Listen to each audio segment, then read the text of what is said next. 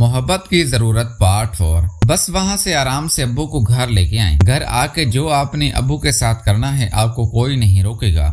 मेरी अम्मी फौरन से बाइक पे बैठ गई और फिर मैंने सीधा बाइक रज्जो के घर पे रोकी। फिर मेरी अम्मी ने रज्जो के घर का दरवाजा बजाया।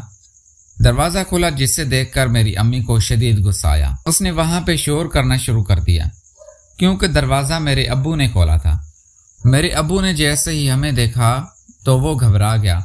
कहा तुम लोग कब आए और किसने कहा कि मैं यहाँ पे हूँ। अम्मी ने कहा कि आज तो तुम पकड़े गए हो, अब मैं तुम्हें ऐसा सबक सिखाऊंगी कि तुम सारी जिंदगी याद रखोगे।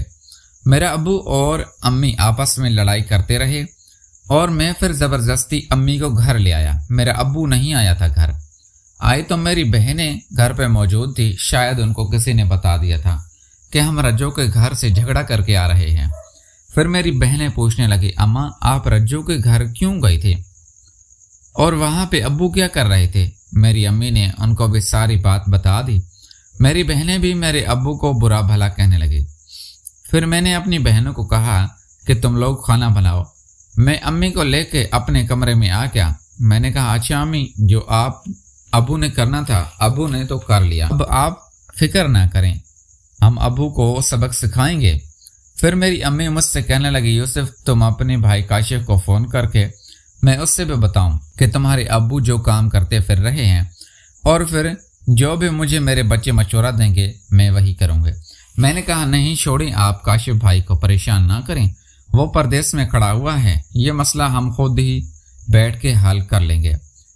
फिर मेरी अम्मी कहने लगी, यूसुफ तुम मुझे कोई मशवरा देने वाले थे, तुमने कहा था कि तुम जब आपके पास कोई ऑप्शन ना बचे तो तुम मुझे एक मशवरा दोगे कि अब मौका तो अच्छा था अपने दिल की बात करने का, लेकिन मैं अंदर से बहुत डर रहा था क्योंकि अम्मी पहले भी बहुत गुस्से में थी। अगर उसने मुझ पर भी गुस्सा किया तो फिर मेरा ये राज खुल जाना था। लेकिन मैंने फिर यही सोचा कि आज नहीं तो कल अम्मी से ये बात मैंने मनवानी तो है। फिर मैंने अपनी अम्मी से पूछा, अम्मी आप वैसे क्या करती हैं, अब्बू ने जो करना था उसने तो कर लिया, अब आपने दिल में क्या सोच रखा है। फिर मेरी अम्मी मुझसे कहने लगी, तुम्हें तो मैंने बता दिया था मैं क्या करूंगी, वो चौधरी है ना वो वैसे भी लट्टू है मुझ पे, बस मैं भी उसके साथ दिन रात जब भी मेरा दिल चाहेगा मिल लूंगी और सबके सामने मिलूंगी, मुझे कोई नहीं रोक। तुम्हारे अब्बू तो वैसे भी नहीं रोक सकते और औलाद भी ना रोके, इसलिए तो मैंने तुमसे बात की थी। मैंने कहा अम्मी वो तो ठीक है आपकी बात, लेकिन एक मसला है, अगर आप उस चौधरी के साथ सब कुछ ये करेंगे तो फिर मोहल्ले वाले हमारे खिलाफ बातें करेंगे और आपको तो पता है कि मेरी दुकान है और सारे मोहल्ले वाले मेरी दुकान पे भी आते हैं, वो तो मुझे बातें सुना सुना के ही मार डालेंगे। नहीं नहीं अम्मी, इस काम में आपका मैं साथ नहीं दूंगा और आप ये काम ना करना। फिर मेरी अम्मी ने कहा कि तुम ही बताओ यूसुफ क्या करूं, अब इस उम्र में तलाक तो नहीं ले सकती, मैं तलाक लूंगी तो कहाँ जाऊंगी।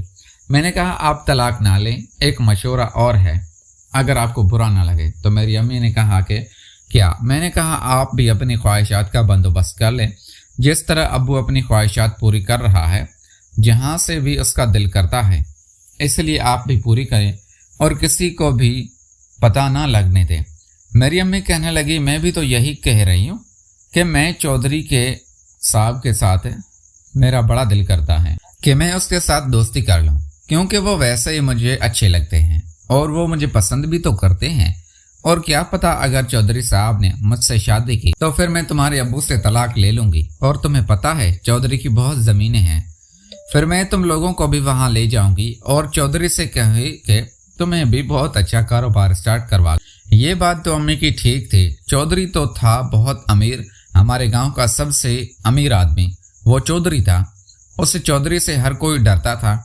अब मैं परेशान हो गया, मेरा दिल तो कर रहा था कि अम्मी इस चौधरी के साथ ताल्लुकात बना ले क्योंकि इससे फ़ायदा तो मिलने वाला था, लेकिन मेरा काम भी ज़रूरी कर। मैं अपनी अम्मी का बहुत दीवाना था, मैं उससे उठते बैठते देखता तो मेरे दिल में अजीब सी परेशानी पड़ने जिससे मैं मिटाना चाहता था।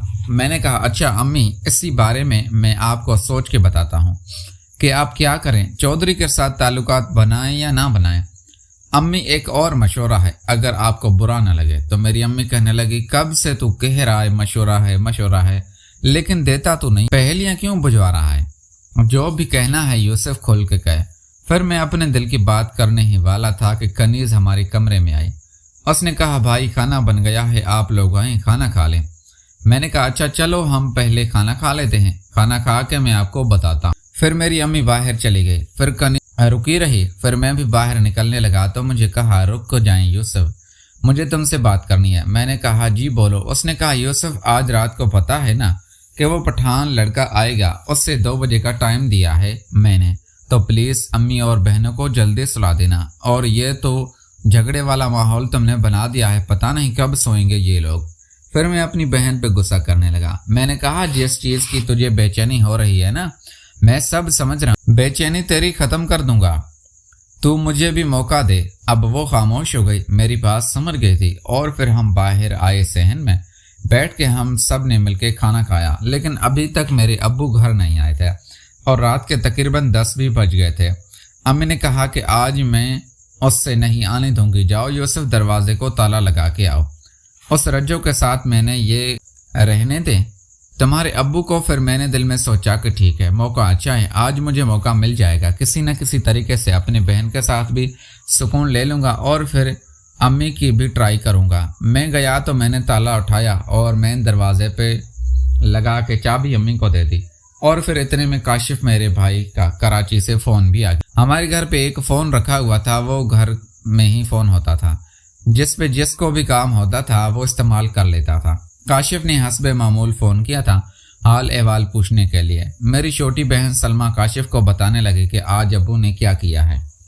अम्मी ने झगड़ा किया। काशिफ भी इधर से परेशान हो रहा था, कह रहा था कि मैं भी गाँव आ जाता हूँ और मिल के सब अब्बू को सबक सिखाते हैं कि इस उम्र में वो ऐसे काम क्यों कर रहा है। फिर मेरी बहन सलमा आई, मुझे फ़ोन दिया, कहा भाई आपसे बात करना चाहते हैं।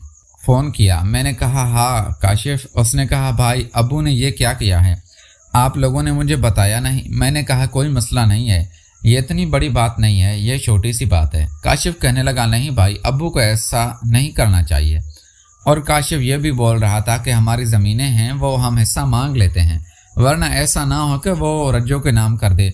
ये ख्याल तो मेरे दिल में भी था। और फिर मैंने कहा काशिफ अच्छा अभी फ़ोन बंद कर, हम घर वाले मशवरा कर लें और फिर तुझे बताता हूँ मैं कि क्या करना है। अगर तुम्हारी ज़रूरत पड़ी तो हम ज़रूर बुला लेंगे। फिर मैंने फ़ोन बंद किया। अम्मी को कहा कि वो जो ज़मीनें हैं वो अब्बा कहीं रज्जो के नाम तो नहीं लगा दे। फिर अम्मी गुस्सा करने लगी, कहने लगी नाम लगाएगा तो मैंने जान सही मार दूंगी। सारी ज़िंदगी मैंने ऐसे शख्स की गुलामी की है जो ये जुल्म मेरे साथ करता रहा है।